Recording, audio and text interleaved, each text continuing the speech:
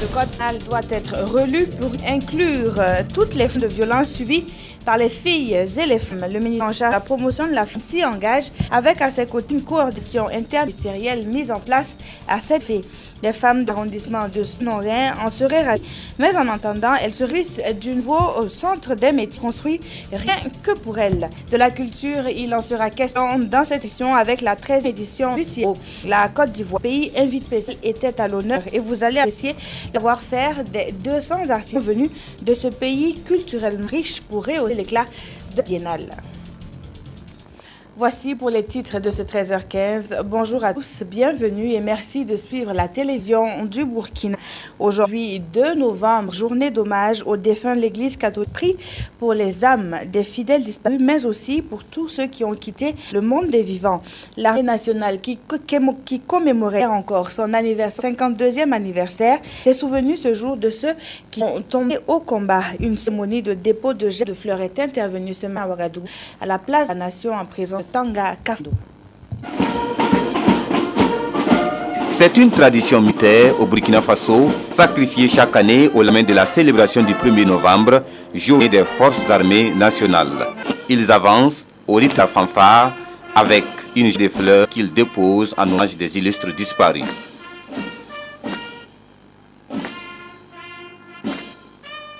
Nous nous souvenons de morts et c'est la raison pour laquelle nous sommes tous réunis, militaires du rang, sous-officiers, officiers des forces de défense et de sécurité, pour venir déposer ce matin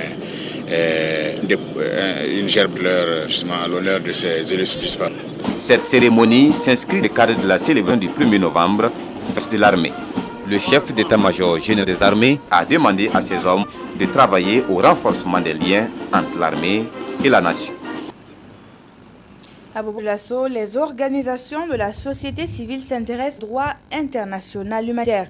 Le comité interministériel mis en charge de la question des droits humains veut ainsi toucher ses leaders d'opinion afin que les règles unitaires soient mieux partagées par tous et partout au Burkina. Le point des travaux avec Ahad Zandamba. Dans cette mission de large diffusion des règles du droit international humanitaire auprès des populations, il s'avère important que les organisations de la société civile soient imprégnées de l'état des lieux et des défis à relever en la matière. C'est dans cette optique que se tient le présent atelier. Un atelier devra renforcer les capacités de ces leaders d'opinion qui, à leur tour, seront des relais auprès des membres de leurs organisations respectives. Nous avons jugé opportun de faire une telle formation à l'endroit des organisations de la société civile parce que ce sont des organisations qui sont en contact avec la population et qui ont pour mission de défendre les droits des uns et des autres. Dans cette perspective, nous avons pensé que pouvait être de véritables relais par rapport à la question du droit international humanitaire. Les uns et les autres sachent regarder et ne pas sombrer dans ce qu'on appelle les crimes de guerre. Nous avons choisi cette étape de notre démarche démocratique pour faire la formation parce que non seulement nous avons les élections couplées qui arrivent en décembre prochain, nous avons également tenu compte du fait que nous sommes dans un contexte sous-régional où il y a un islamisme violent qui est en train de se développer au Mali et qui est donc à notre porte. Issus d'une trentaine d'associations de la ville de Sia, les participants ont 2 jours pour se familiariser avec les règles du droit international humanitaire. Et au sortir de cet atelier, ils devraient prendre conscience de l'heure de veille et d'interpellation du gouvernement pour un meilleur suivi et respect de ses engagements internationaux.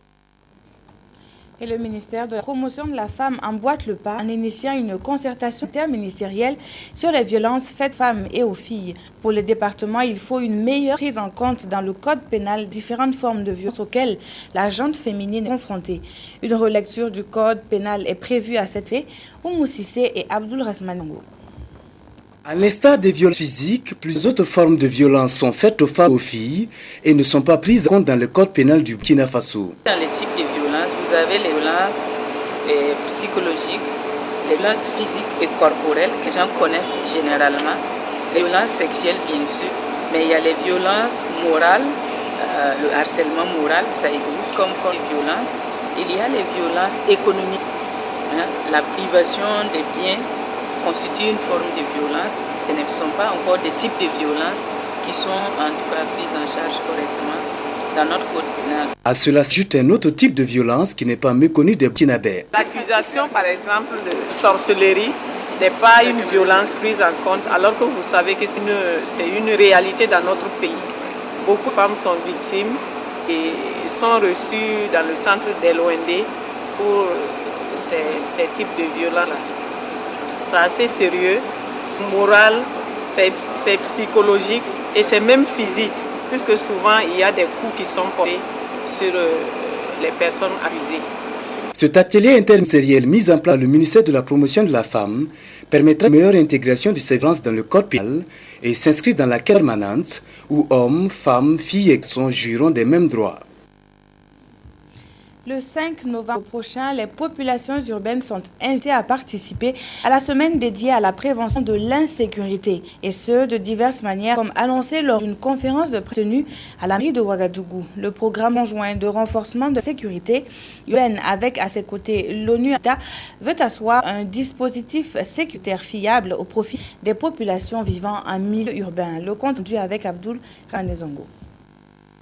Face à la démographie galopante et au banditisme glissant par endroits, en dépit des efforts croissants du gouvernement, la sécurité urbaine demeure encore une actualité parlante.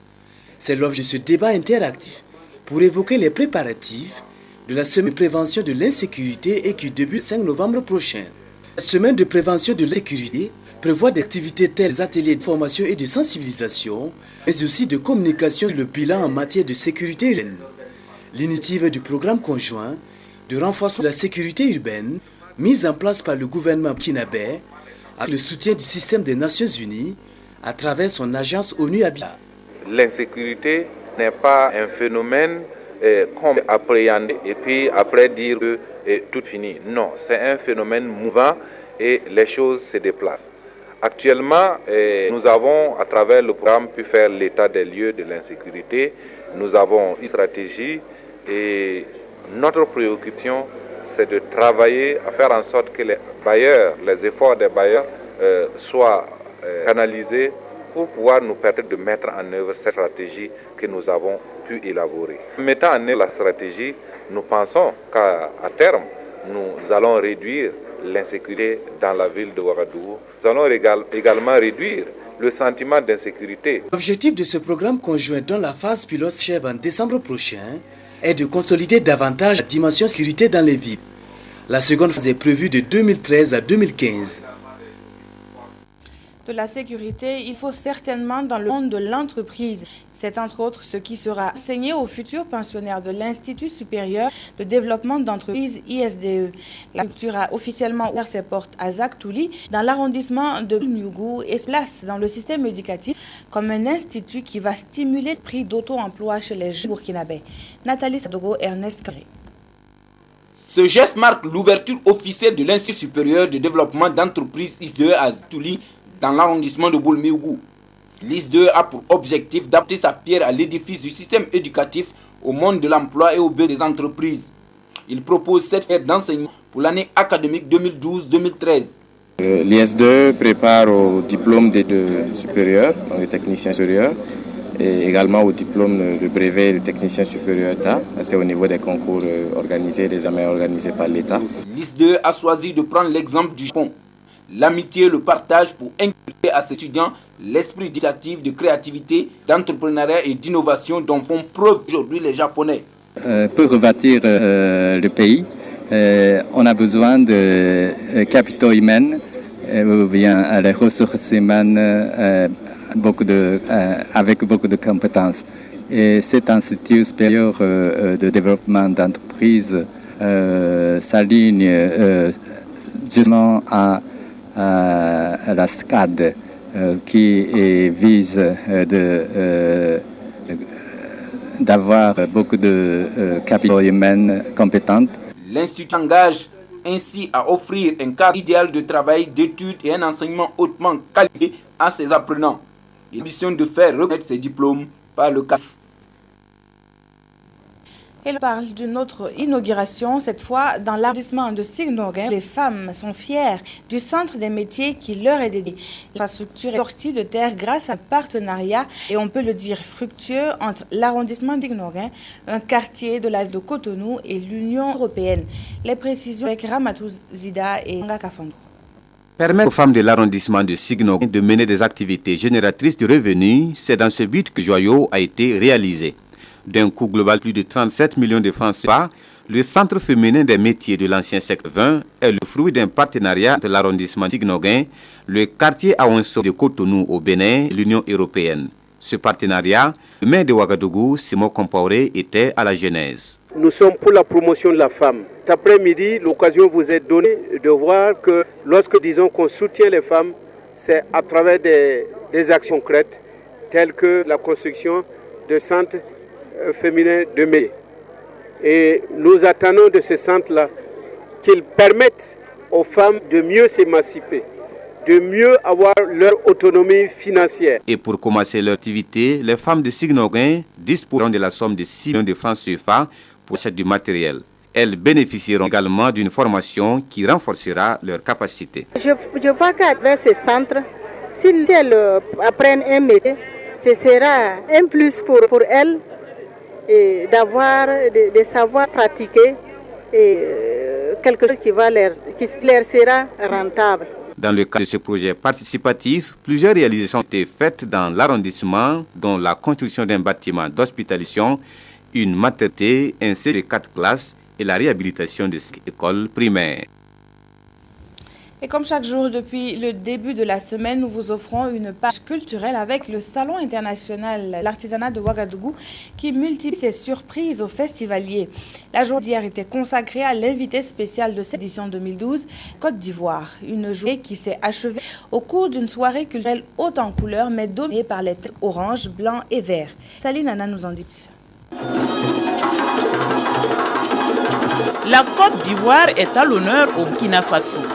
Invité spécial à cette 13e édition du Salon international de l'artisanat de Ouagadougou, le pays laisse ici apprécier son savoir-faire artistique et culturel. Cette nuit de partage d'ateliers et de découverte de l'art et de la culture ivoirienne traduit les liens historiques qui existent entre le Burkina Faso et la Côte d'Ivoire. C'est un pays frère, c'est un pays qui a connu des années difficiles et qui renaît avec beaucoup d'espoir. Et nous avons assisté à une soirée merveilleuse. Et je voudrais donc saluer particulièrement toutes les personnes qui ont eu à exposer leur modèle vestimentaire. Et je pense en particulier à quelqu'un que je connais bien, que j'aime très bien, c'est Patéo, qui du reste traduit très bien l'excellence des relations entre la Côte d'Ivoire et le Burkina Faso, burkinabé de naissance, mais vivant en Côte d'Ivoire et sachant faire le trait d'union entre ces deux pays. C'est d'abord une soirée très animée, comme vous avez pu le voir, qui nous permet de découvrir davantage les aspects de la culture ivoirienne, mais aussi qui nous permet de voir que la créativité dans les différents pays qui participent est vraiment au rendez-vous. Et pour présenter les différentes branches d'ateliers de l'art ivoirien qui sont entre autres le textile, l'habillement et le travail du bois, près de 200 artisans sont présents à ce rendez-vous de la Biennale de l'artisanat. Nous sommes heureux de pouvoir, au nom du gouvernement ivoirien, en plus donc de notre participation au CIAO, de vous donner cette soirée culturelle. C'est une soirée culturelle. Je pense que mon collègue du Burkina a tout dit. Nous, on se plaît ici. Quand on est à Ouaga, on est au village. On est content, on vient au village, donc on ne s'encombre pas. Ce soir-là, à Ouagadougou, l'on se voyait bien sur les berges de la lagune ébriée.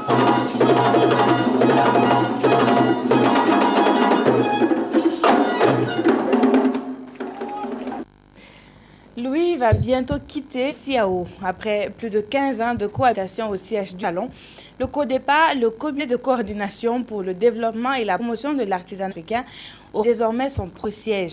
En attendant, la réception du bâtiment de type R+3 prévu pour accueillir le comité, la première pierre de l'édifice a eu lieu au quartier de Kossiam à Ouagadougou. Éléonore Ibanga. C'est connu, le Salon international de l'artisanat de Ouagadougou est une véritable tribune de promotion de l'artisanat africain.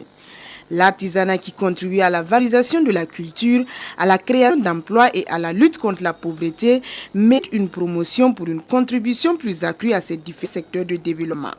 Et le nouveau siège du comité de coordination pour le développement et la promotion de l'artisanat Afrique, CODEPA, la première pierre vient d'être posée de permettre des consultations permanentes entre les pays membres. Ce sera une espèce de laboratoire ici qui permettra à tous les pays africains du CODEPA de trouver les recettes qui permettent de développer l'artisanat africain, de maintenir son flambeau. D'une valeur de plus de 1,4 milliard de francs CFA, le bâtiment type R+3 devra abriter 300 bureaux et ce sont les pays membres de la CODEPA qui devront financer la construction.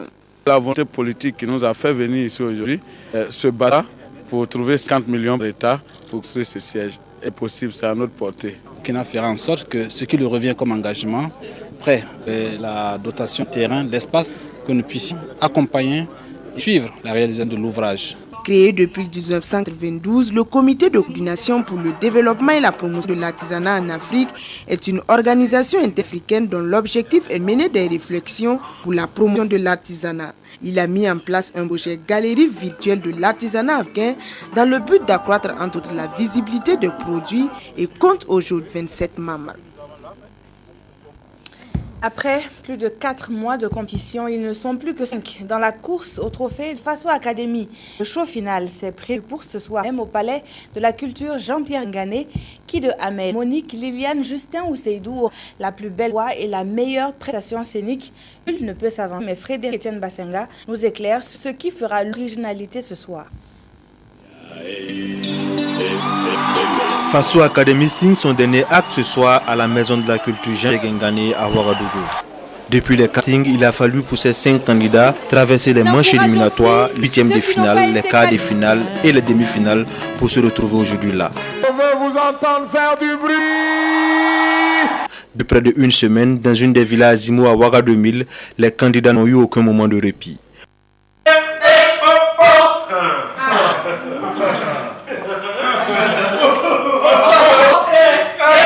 Nick, Ahmed, Liliane, Justin et Seydou, avec l'appui d'un encadrement averti, se sont entraînés jour et nuit pour être maîtriser son souffle, être dans la tonalité ou encore être dans la gamme, mais aussi surtout maîtriser le test. Voici le grand défi les attend ce soir devant un jury composé de Jacques Sankara, Elvi Bandé, Jean-Yves Bayala, Abraham Abassagé et Alif Naba.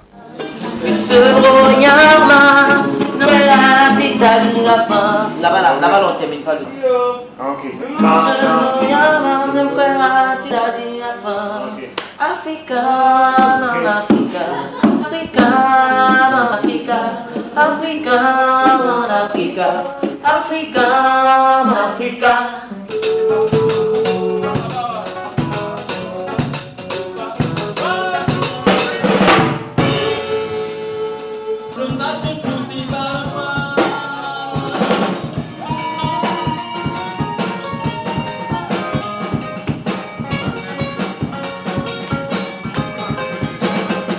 Cette salle de la Maison de la Culture Jean-Pierre Ngané, le public sur place et millions de téléspectateurs n'auront droit qu'au live. Avec l'orchestre de Bilakaba, le Django System, ces 5 candidats vont rivaliser sur Mounafika de Georges Oudou, interpréter une chanson de leur choix avec à la conclusion la composition personnelle.